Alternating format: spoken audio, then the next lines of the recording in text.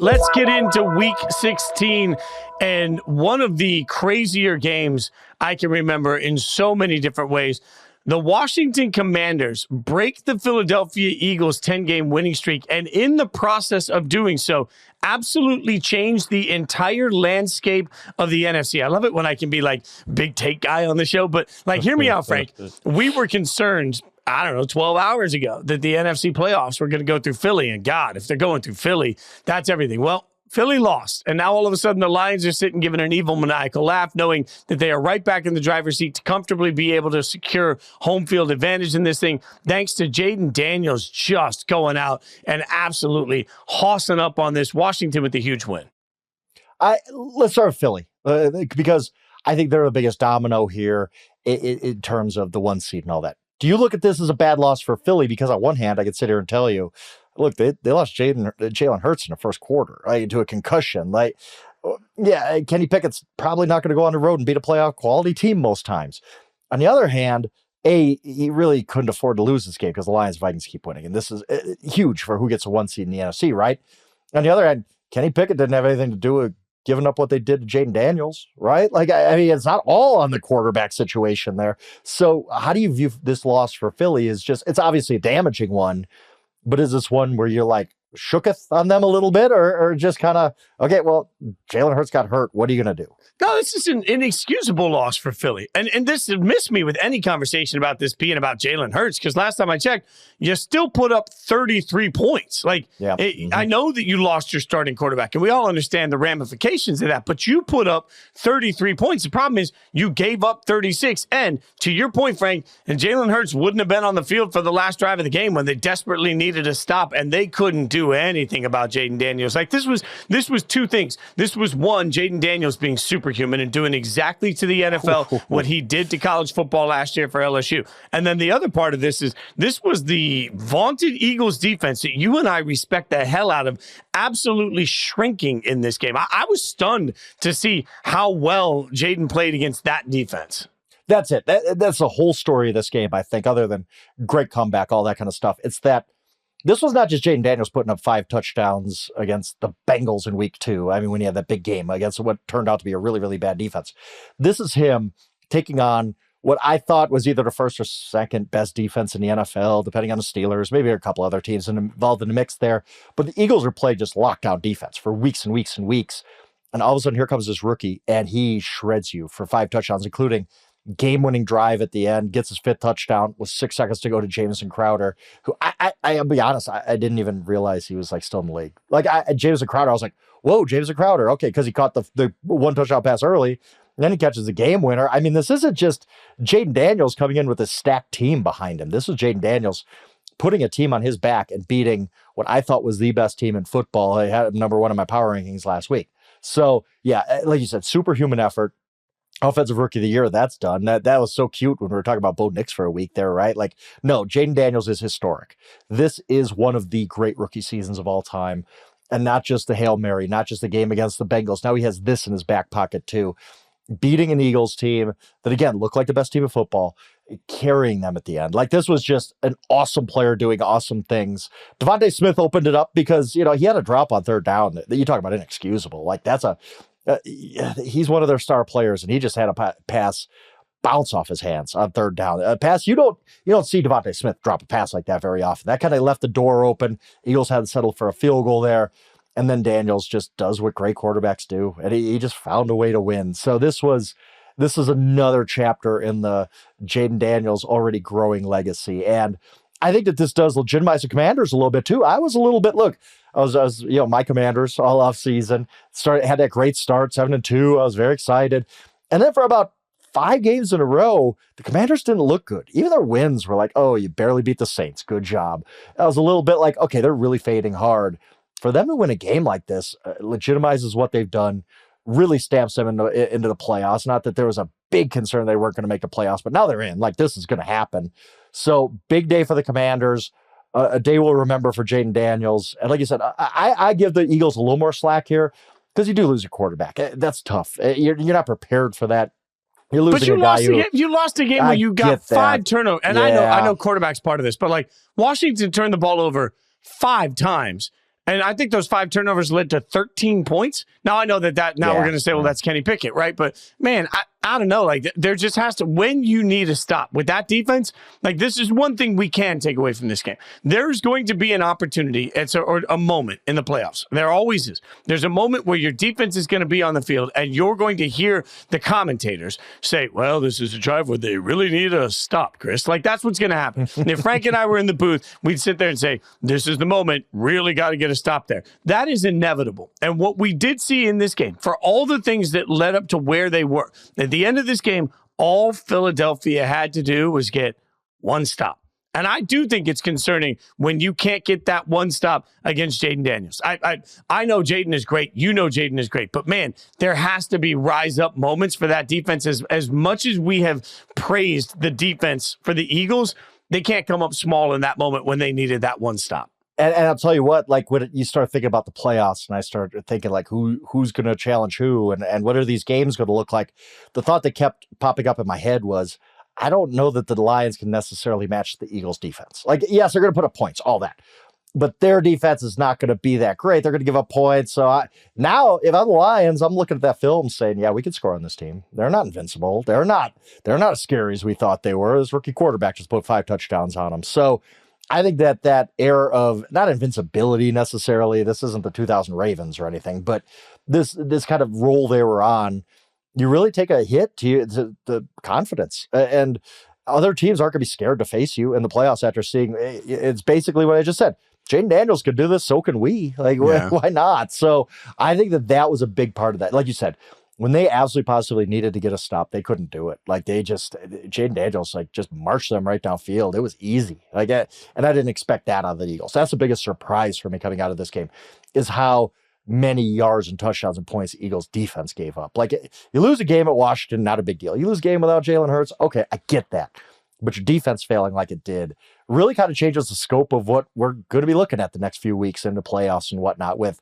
Is this Eagles defense as great as we thought? It's probably very, very good, but it's no longer that type of defense where you just say this is an absolute championship defense. They kind of got to reestablish themselves now, regroup after what was honestly a pretty bad outing for them on Sunday. Now, obviously, Jalen Hurts will come back. Everything will be fine. And we'll all look back at this and say, it was just a blip on the radar. But if home field changes from it, that's not just a blip. Now, one of the other teams in the NFC that we've talked a lot about that we know is in the home field process or the home field battle is Minnesota. Minnesota beats Seattle 27-24. Frank, I was watching this game thinking, what's happening here?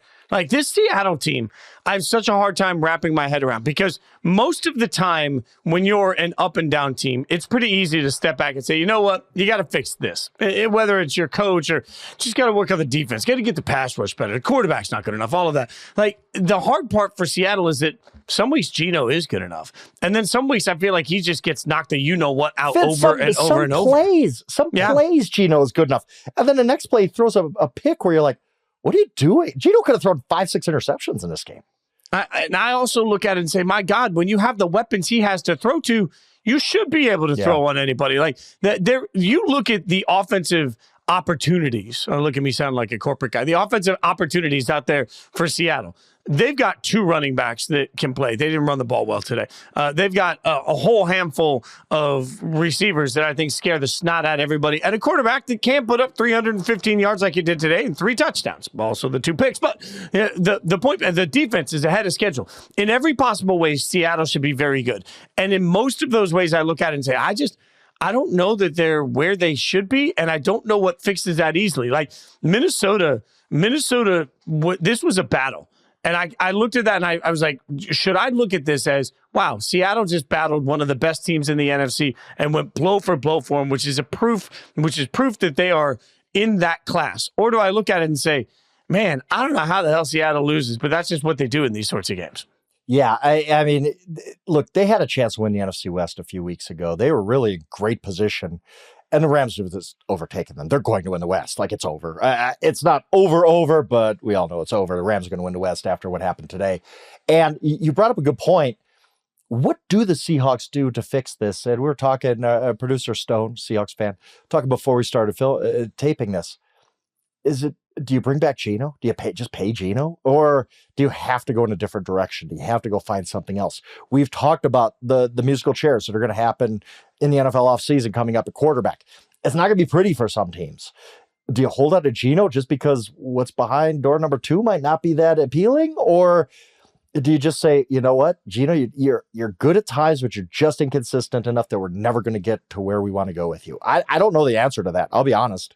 What are your thoughts on that? I mean, did you just run it back with Geno? Yeah, I think you're running back with Geno, but that's because most years you would go out and draft a quarterback. Most years you'd say, you know what, this is over. We're going to bridge this guy, and we're just going to bring in somebody to let him compete. This is, as I've said for months with you at this point, a tragically bad quarterback draft class. There just isn't going to be a guy by the time Seattle picks that I think is worthy of doing that. So maybe you take a third-round flyer on somebody and you just hope that you can develop them. But realistically, I mean, you're really talking, this isn't about Geno. This is about, as we say so often, like, where are you going from this? So this is Geno versus Aaron Rodgers.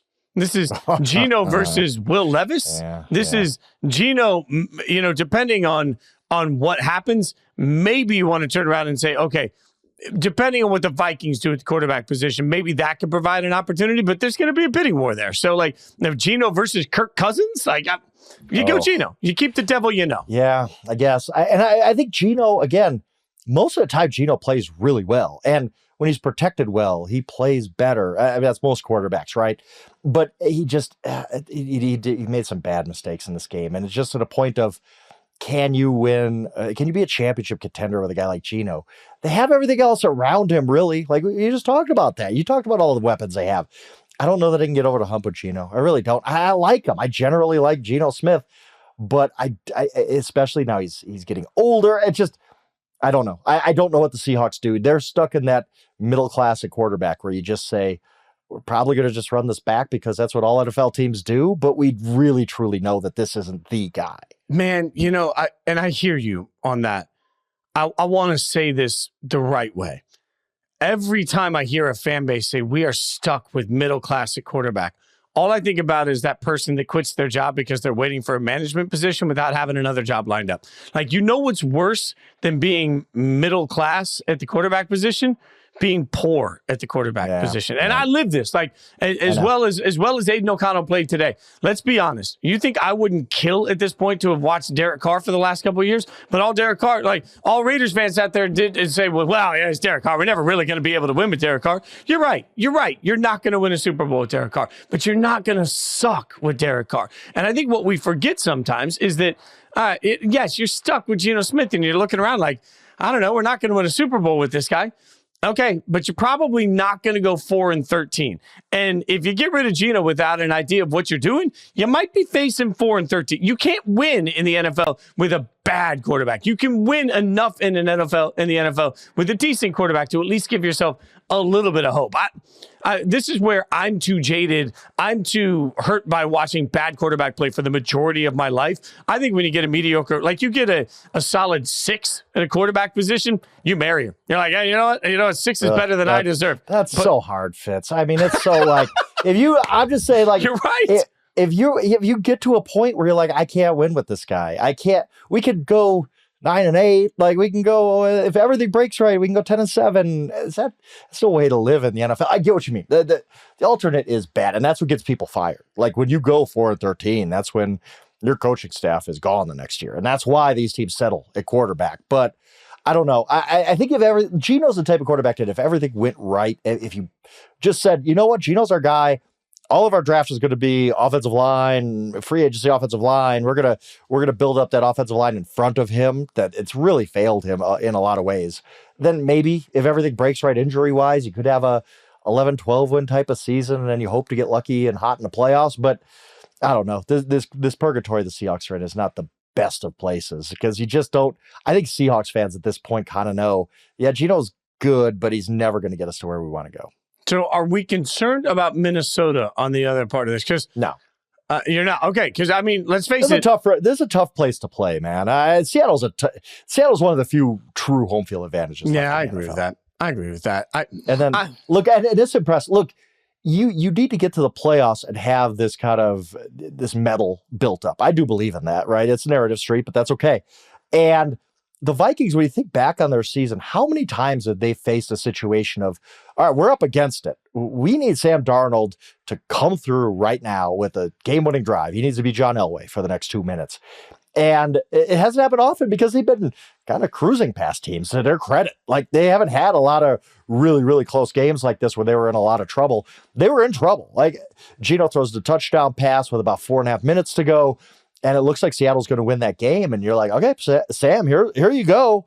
Like, show that, you're the guy who's going to be out on the market next offseason, maybe making $50 million a year. And he did. And look, it helps to have Justin Jefferson to throw to. He threw a beautiful 39-yard touchdown pass to Justin Jefferson, the best receiver on the planet. My God, he dropped it right in between two guys that were right there. I'm just the throw, the catch, and it was just beautiful. Like, that's the type of play that when you get into a playoff situation, it's not always going to be easy. We know that. The Vikings are going to be on the road against Philly, let's say, and they're going to be down, 3 points, and all those people are going to be MFing the Vikings, MFing Sam Darnold in Philly. You got to say, okay, well, you know what? Remember that game at Seattle when it was raining? We were down and it looked like we were going to lose? We won then, we can win now. So I think for that reason, this was a huge win for the Vikings to come up with a victory like this where they faced a lot of adversity and Sam did his thing. Justin Jefferson came through because he's unbelievable. Defense got some key turnovers. I thought this was a good win, a character-building win for Minnesota, to use a very used cliche. But this was, I think, a big step for the Vikings in becoming a real, true Super Bowl contender. And I know that's weird to say about a 13-2 team. Like, of course they're a Super Bowl contender, but I think we're both skeptical a little bit that they're going to get into the playoffs and it's Sam Darnold and they're going to fall apart a little bit. But hey, maybe not. This game showed a lot, and it just keep. What reason do we have to question the Minnesota Vikings at this point when they just keep winning football games? If they win their last 2 games, they will clinch the number 1 seed overall. Absolutely. Yeah. Can you imagine, by the way, Sunday night, we're going to have 2 14-2 teams playing. One of them's going to get the number 1 seed, and the other one's going to be on a road wildcard weekend. God, I can't wait for that. That would be the greatest flex game in Sunday night history, Week 18 history. That would be just unbelievable. It's honestly probably going to happen. All right, let's move to another game. Frank, we rarely get to dip all the way back to Saturday, but there were Saturday games while we were all paying attention to college football. You did? Really? No. You like 31-point blowouts, huh? Okay, well, that's look, a shameless plug, but you guys should really check out the College Football Power Hour. So I do another show there for college football. Had to check out the games and just the mystery of having college football. Like I found myself on national radio in the morning. We were realizing that we weren't talking at all about, at all about the NFL. Everything was about the college football playoff on Saturday. So, I lived. And by the way, did you see the ratings? Did you see TV ratings on Saturday? No, I've been genuinely curious for this because you're taking on the NFL. The 2 top games were the 2 NFL games, which just shows that the NFL just has a hold on us that nothing else has. And the NFL has turned everything else into a niche sport. It really has. And the fact that 2 kind of good games on a Saturday, but not playoff games or anything, outdid all 4 college football playoff games. Just says the NFL is just on a different level. Don't compare anything to. I saw a lot of we don't complain about the NFL having blowouts on wild card weekend. Why are we complaining? Don't compare anything to the NFL because it's always going to come up short. The NFL is just on a different level and everything else. You're blowing my mind with this because the NFL, let's be, I don't know if you know this, but they mentioned this on broadcast, and Mike Golick Sr. mentioned this to me last week, that Notre Dame, when they found out over a year ago about the college football playoff schedule, which we knew was going to have games on this weekend over a year ago, we didn't know who was going to play. But Notre Dame changed their entire academic schedule, knowing that they can never get a bye, that they'll always have to play weekend 1. They changed their entire academic calendar so that they would have finals on Friday that we just passed. No kidding. And they made everything start a week later so that they could have kids on campus in time for the college football playoff. That's how important this was. But it also reminds everybody that we knew a year in advance. And even with the year in advance of knowledge, the NFL still looked around and said, you know what? Historic weekend for college football. We're going to make sure that we put our thumb on it. There's no other way. The NFL's always played on this weekend, though. It wasn't some everybody's look at the NFL, giving it to college football here. The NFL's always played on Saturday. Yeah, but they could have not this year. They could have been what, first year of the college football play. But I think what we learn in all of this is that the NFL does their business in a vacuum. They simply don't care about what anybody else does. Everybody else has doing. to move out of the way. Yes, we do what we do. The only thing that I've ever heard that has actually impacted NFL games was Ed Sheeran when he was doing his stadium tour, because he had booked so many stadiums in advance. They had to build the schedule around Ed Sheeran's stadium tour. Other than that, nobody. So Ed Sheeran won, NFL 0. But yes, my second screen was watching Baltimore. Just like it felt like for a little bit they were kind of like when you play with a cat, like you're just getting the cat to you're kind of screwing with the cat a little bit. Like it was a game for a minute, but Baltimore wins this thing 34-17. And I thought it was a pretty staggering statement. This is what the Ravens are supposed to look like. This version of the offense. It's just when Lamar's cooking and when Derrick Henry's able to be Derrick Henry, my God, like these are the moments I sit there and say, this is why I am begging to sit here and tell the world that the Ravens can win the Super Bowl. I see what we saw on Saturday and you're like, yep, there it is. Yeah. But I don't know that I see that every week. The thing is, you're correct about this being a reason to say, yes, the Ravens can win a Super Bowl, but you're looking at the wrong side of the ball. I thought it was their defense that really you're like, finally, this defense looks pretty good. Like it had looked poor at some points this year, which we really never say about the Ravens. But there were some games with the Baltimore Ravens where you're like, this defense just isn't championship level. I thought they're improving, and they played pretty well on Saturday. And a lot of that has to do with, look, the Steelers are really, really poor at receiver right now. I mean, George Pickens, he makes it seem like he's like 1995 Jerry Rice or something, right? With how much the Steelers offense has struggled without him because they have nothing else. Like it is really startling at some point. So but the one thing real quick about the Steelers, I don't want to make every game into a referendum on what are they going to do with Russell Wilson, but over these last 3 games, and I get that he's not getting a lot of help, but he hasn't looked that great. He had a big fumble in this game when he was running down. He ran to about the 4-yard line and then fumbled. And then that interception of Marlon Humphrey. Good for my fantasy team that has a Ravens defense, but not so good for Russell Wilson because that was just terrible. Like, and now you start to say, okay, did he just catch a hot streak at the beginning and teams are adjusting now? I don't know, but I think the Steelers have a lot more questions at quarterback than they did a few weeks ago. But, and this was a thing where the Steelers have to look around and be like, we've won 10 games that we just couldn't shake the Ravens. They have to be so frustrated. They could have won the AFC North on Saturday.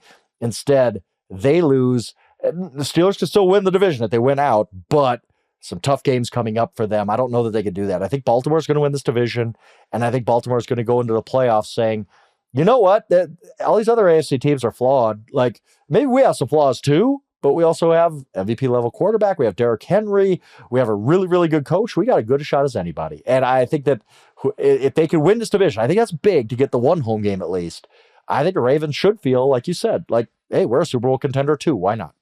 I mean, the Ravens have a tough game left against the Texans. That is their one tough game left. But is you're that right. Tough? I don't even know. The Texans are whatever. The Texans are so whatever to me this season. Like, That's probably if you fair. If you want to be a Super Bowl team, you beat the Houston Texans. Okay, like that's it. Like if you want to be taken seriously as a contender, you don't lose to that really, really mediocre Texans team. Well, and the Chiefs, contrary to that, the Steelers have the Chiefs, and then they have the Bengals. Now the Bengals defense sucks. We all know that, but the Unless Bengals you're offense. Dorian Thompson-Robinson, I guess. I mean, but that Bengals offense cooks, right? So a couple of tough games left for Pittsburgh in this. And I got to be honest, I think if the Steelers don't win their division, given how good this had looked a few weeks ago, it's going to feel like a disappointment. And that's coming from somebody that, as we started the season, I was loudly saying that I thought the second best team in the AFC was the Ravens behind the Bills. I think the Ravens are great. They are built offensively. They are built in a way that challenges you so many ways. I really think there's something special there, but their defense, to your point, has been, for the most part of this year, bad, right? So we just sort of all anointed the Steelers a month ago to be, oh my God, they look like they could be Super Bowl worthy. If they end up the wild card team and not winning their division, that feels like a disappointment for what we expected for them. It's funny how things change, right? If you would have told the Steelers at the beginning of the year, all right, you're gonna go 11-6 and get a wild card, they'd have been like, whoa, it's pretty good. We'll sign up for that. But now if that's how that ends up, and I think it will, you're looking saying that you're right. It is a little disappointing, especially if you don't get the win wild card weekend. That changes everything, right? Like you win a playoff game or two, and then we just look back at the season being totally different. But let's say they lose one of their last two, or even both. They can lose both of those last two games, and then lose wild card weekend. Yeah, I think you would look back and say, from where they were at one point in the season to how they ended, it's a disappointment. So a lot on the line for the Steelers these last couple of weeks. And, the Ravens, I don't think are going anywhere. I think they're going to be coming. So, yeah, I think the Steelers look to get the right coach to get them back on track. They're still a very, very good team. They've won 10 games already. They're good.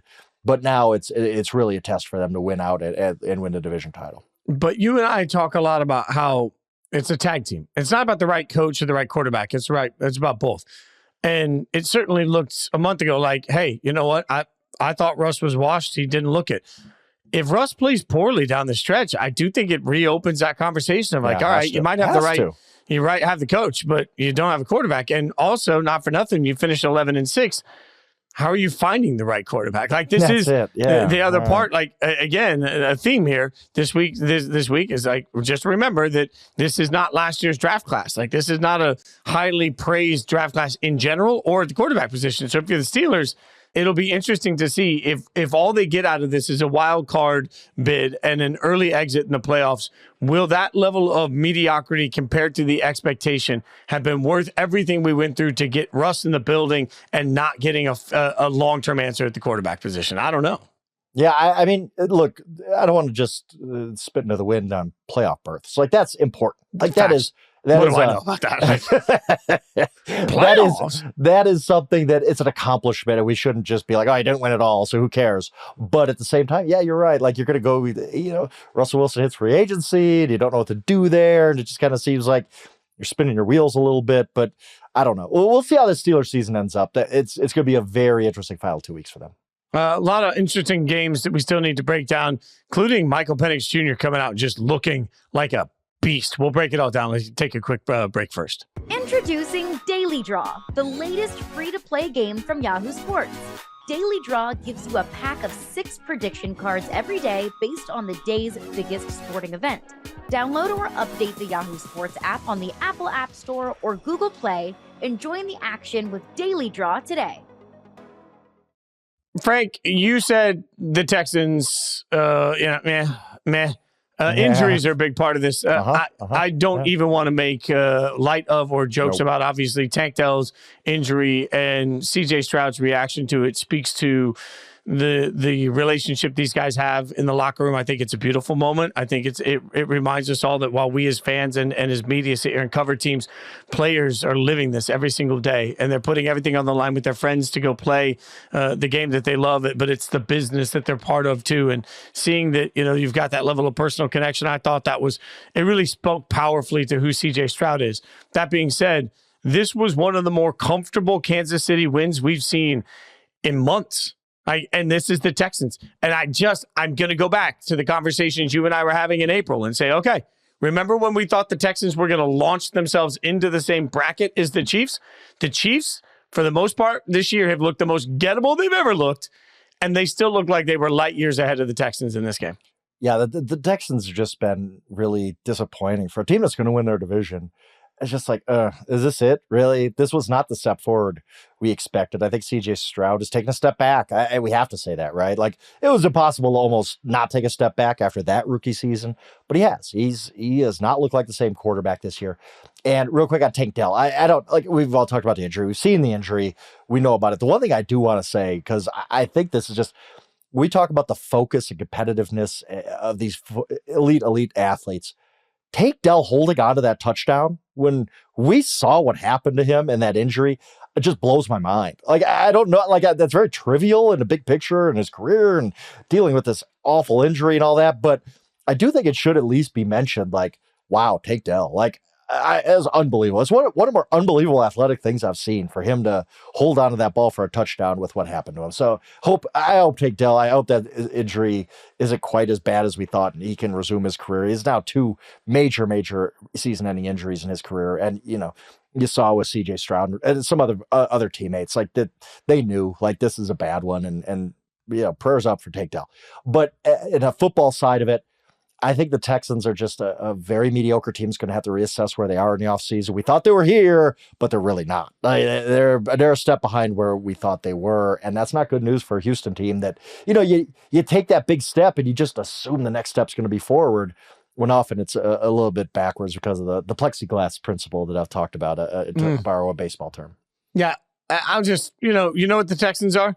They're bound to be the Saturday afternoon wild card game on ESPN that we're forced to watch until we get the games we actually want to see. We're going to hear a lot about, CJ Stroud. And by the third quarter, we're going to be like, oh, yeah, CJ Stroud really hasn't had that good of a year, right? Like, we're kind of reminded of that. So, yeah, we're definitely getting the Texans in there in the AFC South traditional time slot of wild card weekend for sure. Yeah. All right. I mentioned Michael Penix Jr. a second ago. Beating the Giants is not substantial. If the draft were today, the New York Football Giants would have the number 1 overall pick as a result of today's action.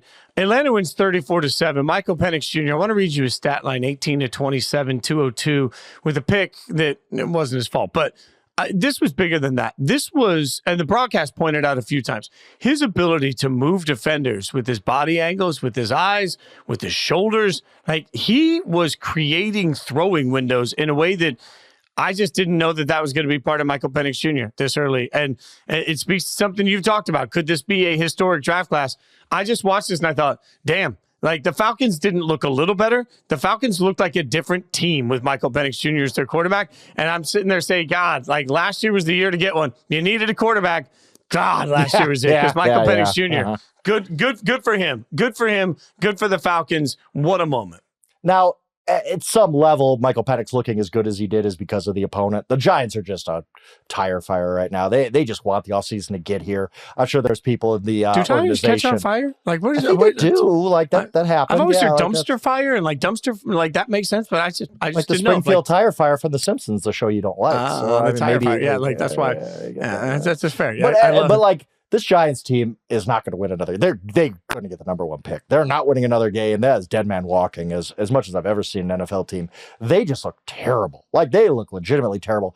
But all you can do is judge Michael Penix on how he looked. And for those people just box score scouting this game, you miss a lot of nuance here in that the Falcons actually didn't help him out that much. There were drop passes everywhere. As you alluded to, that interception is just Kyle Pitts fumbling it up and into the air and the Giants picking it off. Kyle Pitts is a disaster at this point. Oh, my goodness. What has happened to him? We're going to look back. We're looking back at history and being like, the tight ends who had 1,000 yards as a rookie are Mike Ditka, Brock Bowers, and Kyle Pitts? Really? Yeah. Because he hasn't done anything since. That was bad. But Penix looked good. If you watch his game, he looked confident. He looked like he knew where he was going with the ball. He looked like he had all the physical skills to get the ball there. Like you said, opening up, throwing it. Like everything you want to see out of a quarterback, no matter if it's his first game or 50th game. Like Michael Penix did it. I was impressed.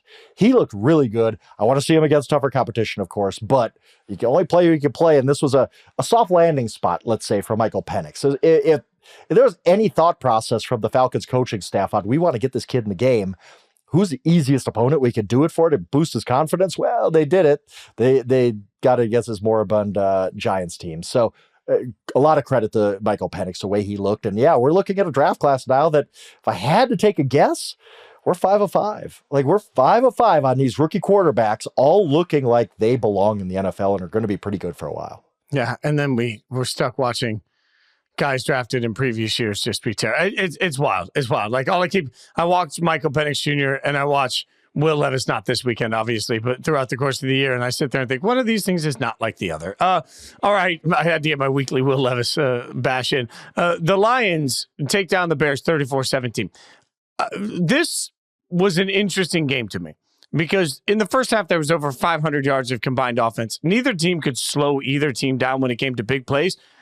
And this was one of those moments where even though the margin of victory, like Detroit was never really threatened in this game, Chicago sucks. But I do sit there and say, man, if all the concern that we have about the injuries mounting and can the Lions defense hold up, I was real because this was not a great showing on the defensive side of the ball for them. I'll disagree with you. I thought the Lions were fine on defense when the game counted. Like, look, did they let up a little bit? Like, yeah, you kind of realized mid-second quarter that like the Lions ain't going to be challenged here. The Bears are just so bad that it just doesn't matter. So I thought there were a lot of empty calories for the Bears in this game. I thought the Lions defense came out, looked good, not great because they're so beat up. But if this is a defensive effort, we're going to get out of the Lions at what we saw in the first 20 or so minutes of this game. I'm fine with that because their offense is just so good. And So I come out of this game with the Lions saying, you handle business. You still, everything in front of you. If they win out, they're going to be the number 1 seed in the NFC. Have a little bit of breathing room now with the Eagles dropping a game. I thought this was a solid day for the Lions. We're reminded that this probably is the best offense in football, and they just can do what they want. Jamison Williams, he's always a threat to break a 82-yard touchdown like he did today. On the other side of the ball, though, and I wrote about this for winners and losers, if I'm Ben Johnson, I'm the offensive coordinator of the Lions, and I got to study the Bears all week, obviously, in game prep, and then you face the Bears. And there was a report this morning that Ben Johnson's interested in that job. I don't know by the end of Sunday afternoon if you're not like, maybe not. Like, this Bears team, we oversold them so hard this offseason. What a situation Caleb Williams steps into. Part of that was true. He does have some good receivers. I'll give him that. Terrible offensive line. A defense that, oh my goodness, did we overrate that defense because of an 8-game stretch after they traded for Montez Sweat. That's a bad defense. And just organizationally, they're terrible. Like, what did we talk about a couple weeks ago? The one thing they had going for them was you switched offensive coordinators. Thomas Brown up into Booth was calling pretty good games for Caleb Williams. And then you fire Matt Eberflus, which I had to do after that Thanksgiving debacle. And what do? Instead of just picking somebody on the staff to basically run your meetings and call timeouts on Sunday, you pick Thomas Brown. So now he can't even really be your offensive coordinator you want him to be. Like, this is the Chicago Bears. They're a terrible organization. There's a reason they haven't won a Super Bowl since 1985. There's a reason since 2010 they've only made the playoffs twice and they haven't won a playoff game. They've only won the division once since 2010. This is a bad organization. When we talk about bad organizations in the NFL, when we talk about the Jets or the Jaguars or whatever dregs of the NFL you want to talk about, the Bears are right there. And if I'm a candidate like Ben Johnson or any other candidate, I'm looking at that Bears team saying, yeah, I get to work with Caleb. He's no sure thing either, by the way. Like, he has been the 3rd or 4th best rookie quarterback this year. And he has had moments of, what are you doing, Caleb? Like, I get the upsides there. I understand the talents there. But I don't know that that's a sure thing. It's not like going to work with Jayden Daniels, okay? Like, it's no sure thing. And that Bears organization is so bad that if I'm a highly coveted coaching candidate this cycle, I don't know that the Bears are at the top of my list. I laugh at the concept that the Bears are at the top of his list only because for anyone that hasn't seen the play, go look on Twitter. Late in this game when they didn't need to, the Lions fake a fumble. Awesome. I mean, it was a great call. One of the smartest trick plays I've ever seen. Just great. I mean, it looks like they're fumbling the ball, turn around, heave it down the field for a touchdown. And I kept looking at that thinking, I don't know, if you want to go to work for an organization, are you really turning around and just taunting them to that level before you do? I don't know. Like, maybe Ben Johnson's got a different mindset to who he wants to work for, but I would think that'd be one of the first questions asked is like, tell me about that play and what the mindset was. When you embarrassed us, just by trying to act like Jahmyr Gibbs is fumbling around for the ball when actually Jared Goff's just going to turn around and throw it to Sam Laporta for a touchdown. That was awesome. And make no mistake, and I wrote this in Winners and Losers, Ben Johnson is not auditioning for the Chicago Bears. The Chicago Bears are auditioning for Ben Johnson. Like, they make no mistake about that. Like, if Ben Johnson wants that job, the Chicago Bears should feel lucky that he wants to take it. Because we don't know what Ben Johnson is as a head coach. We've talked about that, but he's worth the gamble. And now I'm like, they've been so bad this season. I don't know that that's the sure thing we think it is just because they have Caleb Williams. Well, what does that really mean?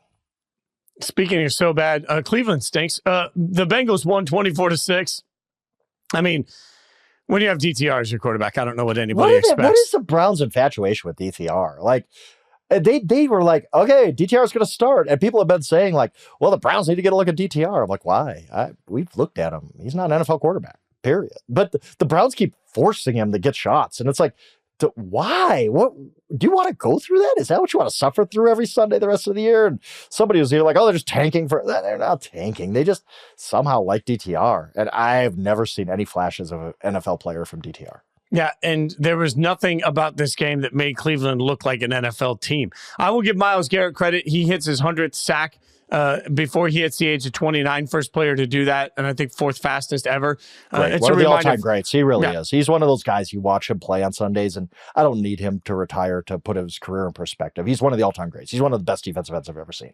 Yeah, and so it's just a reminder that the Browns are wasting a Hall of Famer. Another one is Joe Thomas. He's Joe Thomas 2.0, right? Oh, my God. That is such a good point. It is It's frustrating to watch. Cincinnati, 24 points in this. They did what they had to do to win. And they're alive. Look, Denver Broncos losing on Thursday and the Bengals winning today. All of a sudden, it's like, as I mentioned, every show we do, I'm based in Colorado, so I hear from Broncos fans all the time. All of a sudden, it's like they thought, like, oh, we're going to the playoffs. This is a done deal. We're there for the first time since 2015. Well, maybe not. They play at Cincinnati next week.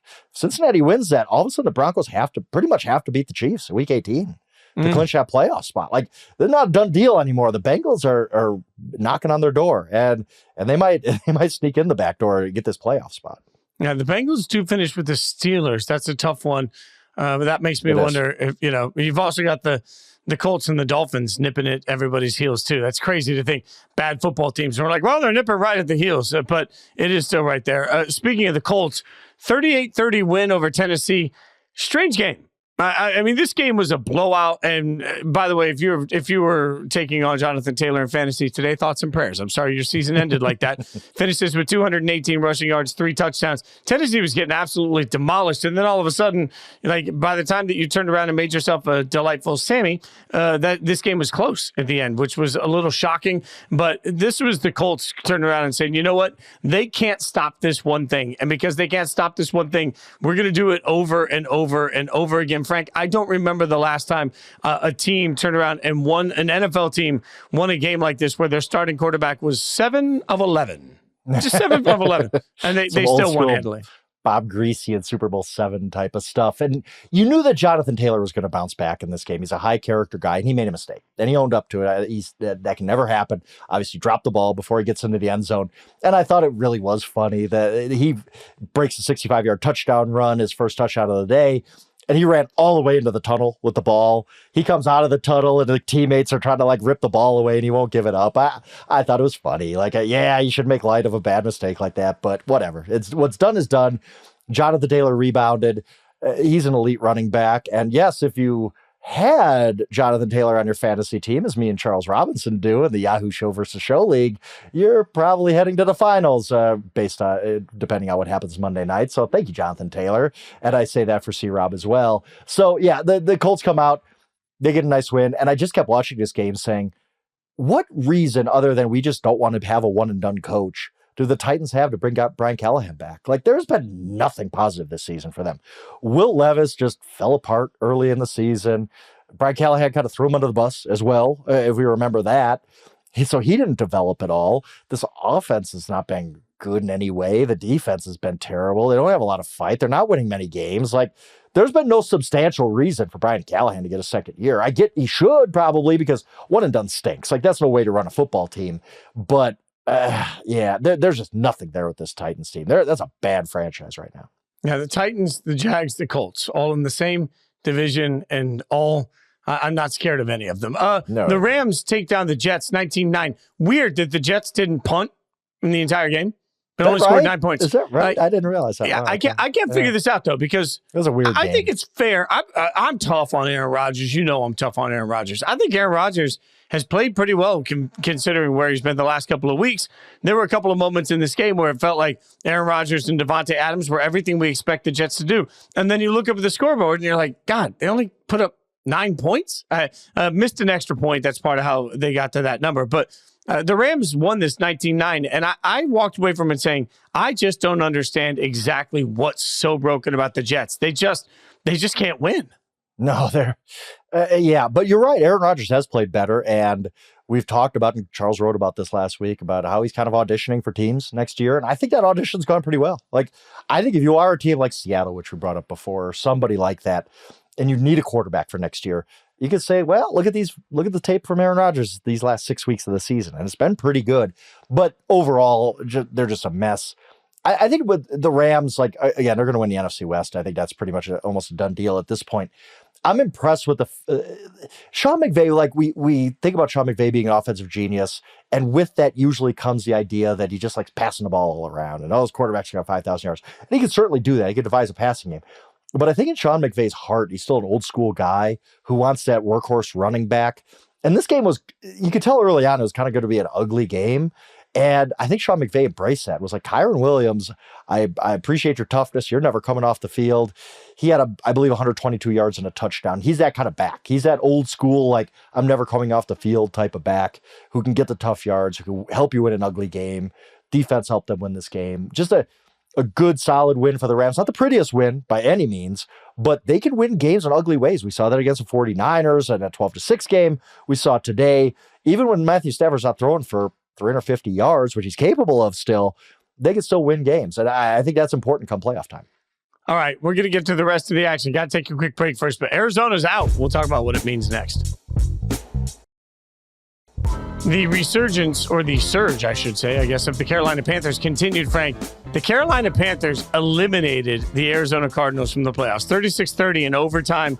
But, man, I kept watching this thing thinking, do we need to, like, figure this out? The Panthers are actually plucky at this point. Like, the Panthers look pretty good. And the Cardinals, on the other hand, were a team that had expectations coming into this year, did not meet them. Even if you don't like the Cardinals, you didn't think highly of them. Most people thought they had a real shot at being a playoff team. They get eliminated today. They got their butts kicked in this game. There were several times that I just kept waiting for Arizona to make a big play, and they just couldn't get it done. They ran for a lot of yards. I'll give them that. But this is an inexcusable loss to a team that they absolutely had to beat. Absolutely. James Conner, he left this game early with an injury, and that did affect him by the end. But what a stud he is. Just what you want in your program, right? So I'll give him a shout out. But everything else looks broken about the Cardinals. Like, how long ago was it? 3 weeks ago? 4 weeks ago? That we both sat here saying, why are we talking more about the Cardinals? This is a really, really good football team. And they're eliminated from the playoffs with 2 games to go. A team that looked like it might walk to an NFC West title is done. You're going to be playing 2 meaningless games at the end of the season. I just think there's a lot broken here. Kyler Murray he has not had a good year. I'm sorry. It just has not happened for him. We all thought at the beginning, go back to the offseason. What did we say about them? I said about them, this is going to be the kind of team that plays these type of games, 36-30 every week. Well, I thought that's because Kyler Murray is going to play really well. He is not. It just has not happened for him. It has not happened for Marvin Harrison Jr., who just looks okay. He's fine. I get he's a rookie and he's probably going to get better, but there haven't been a lot of wow games and moments for Marvin Harrison this year. So I think a little bit of everything is broken about the Arizona Cardinals, and their defense is cratered finally after a few good weeks. So really, really disappointing stretch for them to go from, hey, we can win the NFC West, to just a few weeks later being like, we have nothing to play for the last 2 weeks of the season. I'm actually really, really shocked by that. Marvin Harrison Jr. being okay is one of the bigger disappointments of this season. And I agree. Totally agree. Yep. It's so easy to say, well, he's a rookie. Right? So is Brian Thomas Jr. So is Brock Powers. We'll get to that game in a minute. But rookies can go out and absolutely change the game. Marvin Harrison Jr. ain't doing that. It is shocking to me how often I forget he's on the field when I watch the Cardinals play. I know. Every box score seems the same. It's 3 for 30, no touchdowns. 4 for 42, no touchdowns. Okay, that's not, again, Brian Thomas is a rookie too. He's not struggling along like this. I think it's been very, I expected Marvin Harrison to be a 1,200-yard guy right away. Oh, yeah. Maybe that's ridiculous. Look, he's a rookie like anybody else. But he was so polished as a college receiver, so good as a college receiver, and played so well his final season at Ohio State without C.J. Stroud that she said, this dude can't miss. And he might go on to have a great, great career. He's only 14 games into it or whatever, 15 games into it. But it just hasn't been there yet. And you don't see a lot of moments where you're like, wow, yeah, that's the guy. That's the reason everybody was clamoring for him. What happened to the Bills today? The Bills beat the Patriots 24-21, but they were in a 14-0 hole within seconds, it felt like. And look, I appreciate them spotting New England 14 points, so we had an entertaining game to watch. But, man, even after that, the Bills never really got on track in this game. I kept looking at that game and saying, this can't happen. This late in the season, with everything that's still on the line for playoff seeding for Buffalo, you cannot be in this situation if you're the Bills. I agree, but it happens. It's human nature. You're going against a Patriots team that I believe has 3 wins. You're a 14-point favorite, 13.5, whatever it was. You just kind of have a letdown spot after that big win against the Lions. They just let down, and it almost cost them. But the Patriots are just so bad they couldn't finish it out. But the one thing that's troubling to me was, we know this Patriots offense is really, really flawed, right? This Patriots offense is really not good. Drake May's playing well considering the circumstances, but they're not very good. First half in this game, Patriots had 259 yards. And this comes after The Rams scored 44. This comes after the Lions scored 42. I'm having questions about the Bills defense. Now, look, they tightened it up in the second half, got a big touchdown on defense late in the game to kind of put the game away. But you look at this game and you're like, this Bills defense is going to have to wake up. I get a flat spot in the schedule. That's going to happen. It happens to everybody. It's human nature a little bit. But their defense still kind of being a little bit of the doldrums and not really playing that well late in the season. That worries me. If I'm a Bills fan, wants to get to that Super Bowl, you're not getting a number 1 seed. That's probably out the door now. You're going to have to win 3 straight games, 2 of them on the road maybe. And yeah, it's getting tough to see this defense playing at a championship level. They're going to have to rebound to that. Let's put it that way. Speaking of championship level, the Raiders got to win. Okay, it's not championship level, but let me have my glory. Now, the Raiders beat the Jags 19-14. Brock Bowers gets over 1,000 yards at this point in the season for receiving. Important note here, Frank. They beat the Jags. The Jags suck. Okay, this was 2 bad football teams taking each other on. But I see people all the time already yelling, oh my God, how could you win this game? As a result of the win, the Raiders went from having the 1st pick in the draft to the 6th pick, according to Tankathon right now of the NFL draft for today. Now, there's a lot of football left to be played, so I'm not going to freak out about where that draft pick is. I think that's kind of a dumb thing to do. But just allow me this indulgence, Frank. Sure.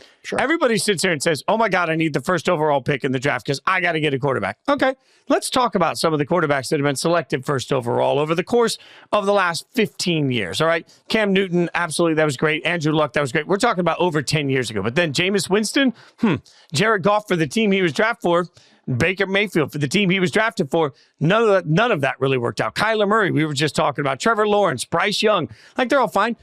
Joe Burrow's the only one. And in fact, really think about this for a second. The quarterbacks that we are afraid of in the NFL right now, when we say, oh my God, I cannot believe we have to take on that guy, Patrick Mahomes, Josh Allen, Lamar Jackson. Let's put Jalen Hurts in there for fun. All right. You can go up and down the list. Of all of the quarterbacks that we sit here and say, oh my God, I can't believe we have to face that guy, Joe Burrow is the only one that was selected number 1 overall. To get your quarterback, you don't need the 1st overall pick. You need a smart, stable organization that understands how to draft a guy they love and then slowly develop them without listening to any of the outside noise to do what they think they need to do with the quarterback. Like, if the Bills hadn't drafted Josh Allen, God only knows if he would be Josh Allen, because every talking head wanted them to give up on him in the first 2 years because he wasn't accurate.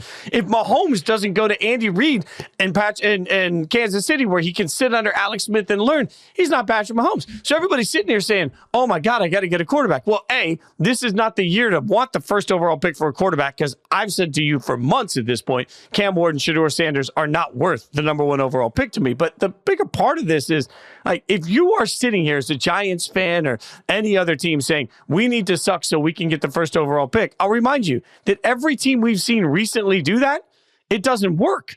The Bears got the 1st overall pick so that they could suddenly turn their organization around. The Bears still suck. Carolina got the 1st overall pick so that they could get a quarterback and turn their organization around. Carolina still sucks. When Cleveland went 0-16, that didn't fix anything. Like, this whole concept that I want to suck so that my favorite team can get better actually doesn't work. So I'm not worried about it. I got to watch my favorite team win a football game today. Yes, it means they drop in the draft. I don't give a damn about the draft. We don't even know what life's going to look like by the time we get to the draft, Frank. So I just think everybody needs to relax with their whole, like, well, this hurts your draft status. People all just flippantly talk about tanking. Like, oh, you got to tank for draft picks. No NFL team tanks for draft picks. Not at the player level, really not the coach level. It's very rare that you'll see that. The Giants are just losing games because they suck. Like, that's just why. They're not trying to tank. They just are incapable of playing good football. If you've ever been around a football team, when you win, the whole week is different. Like, the vibe is different. You feel good about yourself. I don't care if you're 3-12 or whatever it is. Just winning is good for the soul for a football team. And just everything feels better, even for just 1 week. Like, you don't want to lose from October, November, December, and the first week of January. It's a terrible existence. So there's no such thing as tanking. That doesn't happen. And we saw that today. And the Raiders wanted to win this game, obviously. Played very hard. Brock Bowers was great again, as he usually is. But I will say this, like, from removing that, at some point the Raiders are going to make a draft pick next year. Are you, like, let's say Cam Ward goes first and Shedeur Sanders goes 3rd, 4th, whatever it is, and the Raiders don't get their shot at the quarterback. are you going to be fine with a year of Kirk Cousins, Aaron Rodgers, Gardner Minshew again, Aiden O'Connell again? Like, I get it. I get it. This quarterback class is not very good, and guys are going to get overdrafted, but being on this hamster wheel quarterback sucks too. Like, I don't know. Like, if let's say Shedeur Sanders goes 4th overall and Cam Ward's gone, are you going to be okay with that? Are you going to be okay with 6th drafting a offensive lineman? Quarterbacks provide hope, and that's what everybody wants, and I get that. And I don't have a lot of it as a fan right now, but I also can look around and say the reason that the Raiders lose isn't just because their quarterback. It's because the team sucks. Like you mentioned earlier, the Giants suck. The only way you're going to get better is if you rebuild the whole thing. And to me, that takes time. I don't have great expectations of a quick turnaround anymore in life. There are rare moments where a team can do what Washington has done, and it's really incredible to see, and I love that for them. But truly, like, sustainable greatness takes time. So to me, you know, what you can't do is turn around and say, well, I'm going to draft this guy because I'm so desperate for a quarterback. I just got to get one. The Raiders tried last year. I talked to people that told me they tried desperately to move up to get Jayden Daniels. They wanted Jayden Daniels. That's fine. That was never going to happen. Never. Yeah, Commanders were like, God, Antonio Pierce is calling again. Don't pick up. Yeah. And I think they, like everybody, were surprised that Michael Penix Jr. wasn't available for him. So now you're in a situation where this year's draft class doesn't look great at that position. And, you know, if you're Tom Telesco, the GM of the Raiders, you don't even know if you're going to be around in a year making the pick. So what did Tom Telesco do last year? In the draft, when they got to the 13th pick, he looked around at his board and said, we're going to keep this simple. We're going to take the best player available. And that strategy got them the best player, not named Max Crosby, on the entire roster. I agree. So what do you do at 6?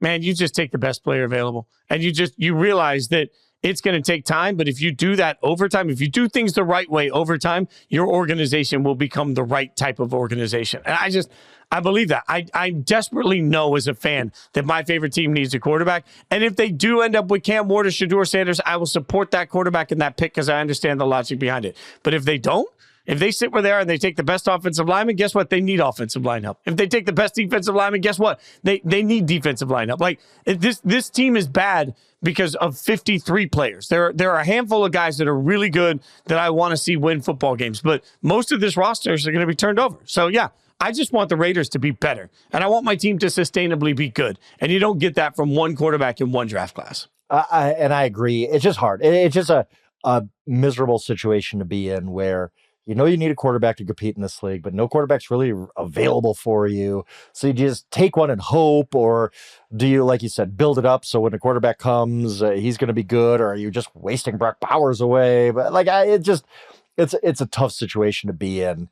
The Raiders are in that situation. And yeah, I don't think drafting Shedeur Sanders number 2 overall fixes everything. Like, it doesn't. Like, I don't know if he's worth that, or Cam Ward, or whoever it's going to be. So I get what you're saying. And the people who are like rooting against the Raiders winning, I guess I get that too. But at the same time, like, I don't know that, drafting 2nd or 1st overall, or wherever you were going to be, was really going to, it wasn't going to be the magic elixir to fix everything anyway. The Dolphins beat the 49ers 29-17. Dolphins alive, 49ers eliminated. Now the 49ers have to figure out what to do with Brock Purdy. That's all I kept thinking about watching this game, is that the 49ers are a shell of themselves. They're playing with like their 87th string running back. I don't know what we expected from this. Miami looked okay. I don't think Miami looked dominant by any stretch, but Miami was fine. I think Miami's been pretty good other than the Houston game since Tua came back, and he played fine today. Devin Achane was really, really good in this game. His best game of the season, I thought. So, yeah, the Miami Dolphins are kind of lingering around. They're not dead yet, but they're not really alive. The 49ers just look like it's amazing to me that we're sitting here with 2 weeks left in the season saying the 49ers have clinched a losing season. Like, if you would have told me that in August, would not have believed it. Last year, I was kind of on this like, hey, maybe the 49ers are going to take a step back. And obviously they didn't. Came into this year saying there's no way the 49ers take a step back. Well, they have. And it's just kind of miserable. You got to feel like everybody within that organization, when they came so close to winning a Super Bowl last year, thought they were going to do the same again this year with a pretty much a whole roster coming back. And it just has not worked out for them because of injuries, because of close losses, because of everything else. Just a miserable season for the 49ers. I'm sure they want this thing to be done. Sunday Night Football, Frank, I got to admit, I was really impressed. The Cowboys had nothing to play for. They were eliminated completely from the playoffs earlier in the day, and they came out and they played like they gave a damn. They played with the fire. I'm impressed right now. I'm sitting there saying, my God, is McCarthy going to save his job? They upset the Buccaneers with nothing to play for, and it's a natural question to ask. And I don't think this is like some fraudulent Buccaneers team either. They just blasted the Chargers. They've beat the Lions in Detroit. It was way early in the season, but this is still a pretty good Buccaneers team. And the Cowboys just continue to play well. They've won 4 or 5. Like you said, nothing to play for as far as playoffs go because they were eliminated. But I think what McCarthy has done with this team is pretty impressive. I mean, Cooper Rush played pretty good football. He's not perfect by any means, but had more than 200 yards in the first half. They've kind of come alive. They played like the team they should have been playing like early in the season. I know that's got to be frustrating for Cowboys fans. And it's honestly probably frustrating for a lot of Cowboys fans that McCarthy might save his job for this. I mean, at every turn, Jerry Jones is back Mike McCarthy and said, I think he's doing a pretty good job. And a win over the Buccaneers isn't going to downgrade him at all, right? So, I mean, it's a two-way street. As we've talked about, this isn't a normal situation where you just don't fire a guy and he comes back. McCarthy's contract is up. So Mike McCarthy's going to have to want to stay, too. I mean, I assume he does, but who knows?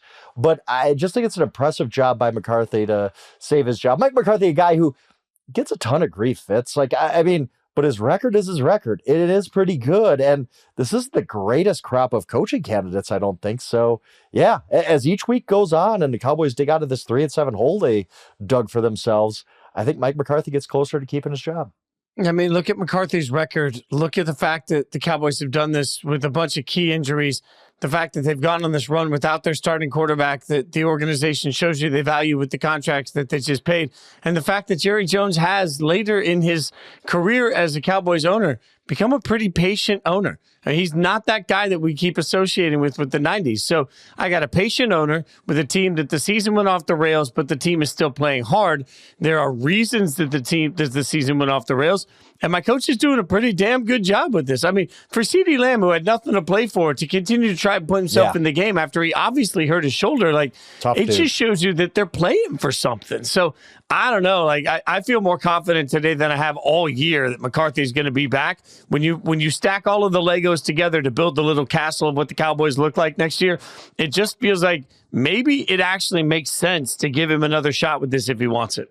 I think so. I think that's the way we're trending. And we have to talk about the other side, too, because on a day where the playoff picture really changed, this is a massive result. All of a sudden, the Atlanta Falcons are alive. Like, not just because Penix played well, but now they're back into a tie with the Tampa Bay Buccaneers. They have the tiebreaker because they swept the Bucs.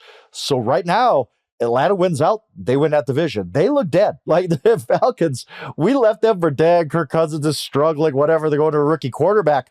They get a win today. The Buccaneers lose, and all of a sudden the Falcons are back in control of that division. A crazy turn of events on Sunday night in many ways for the Cowboys, for McCarthy, for the Buccaneers. Just kind of a weird result that's going to have ramifications as we go forward. Yeah, both teams play the Panthers, so that should be an easy not one easy here. Out, but not easy out anymore. They're feisty, you're right? Like, you're right. So, hey, we'll see if the Carolina Panthers can play, spoiler, but just the Falcons waking up tomorrow morning. The Falcons got to play Washington.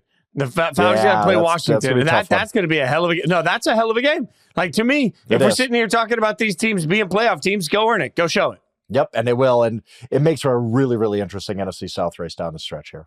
All right, Frank, Monday Night Football real quick. New Orleans at Green Bay. Packers favored by 14. God, this game sucks, right? Packers are going to kill them, right? Yeah, Packers. I think Packers.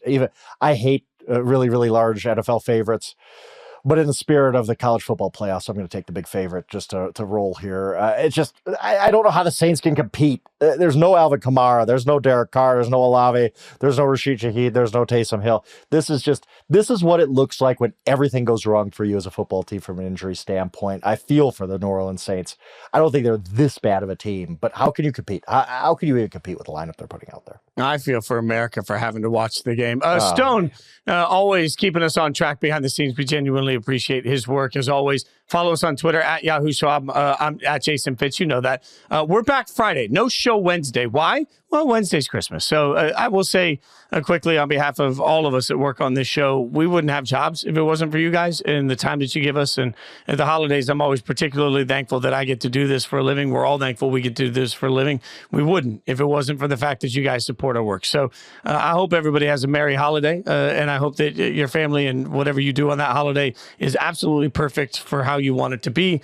And I thank you. We all thank you for giving us the time and giving us the opportunity to do this. In the meantime, enjoy some Monday night football. I can't. I hope you open a lot of presents and hang out with us on Friday.